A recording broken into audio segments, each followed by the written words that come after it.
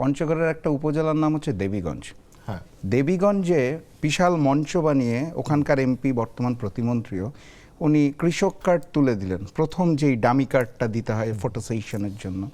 এবং কৃষকের শয্যায় যিনি নিলেন তাকে আমি চিনি, উনি একজন স্কুলের শিক্ষক, এমপিওভুক্ত শিক্ষক। উনি কেন কৃষক সেজে মঞ্চে যে এই ফটো সেশনে অ্যাটেন্ড করলেন আমি ঠিক জানি না।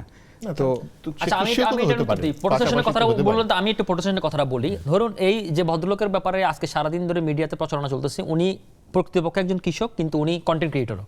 ওনার কৃষি রিলেটেড অনেক কন্টেন্ট ক্রিয়েটর রয়েছে। উনি নিজে এআই ভিত্তিক অনেক ছবি টবি দিচ্ছে না, উনি বলছেন যে ওনার অভিজ্ঞতা আছে, মানে ওনার একদম ওনার এলাকার কথা না, বলছেন। আছে এরকম আছে। আমি তো আপনাকে বললাম যে নাই, যে আমি সেটাকে মানে ডিনাউন্স করতেছি না বা সেটাকে আমি ফেলেও দিচ্ছি না। শেষ করুক, মানে শেষ করুক আমার মনে হয়। So, আমি যেটা বলতে চাচ্ছিলাম সেটা হচ্ছে আমার চাওয়ার জায়গাটা, একজন রাজনীতিবিদ না, বাংলাদেশের একজন নাগরিক হিসেবে আমার চাওয়ার জায়গাটা হচ্ছে প্রকৃত কৃষকের কাছে কৃষি কার্ড যাক, এক নাম্বার। দুই নাম্বার হচ্ছে যেটা, এই কার্ডটা আসলেও কাজে লাগুক, মানে কৃষি কার্ড যাতে জাতীয়তাবাদী কৃষক দলের অ্যাসেট না হয়ে ওঠে, এটা হচ্ছে মানুষ হিসাবে আমার চাওয়া।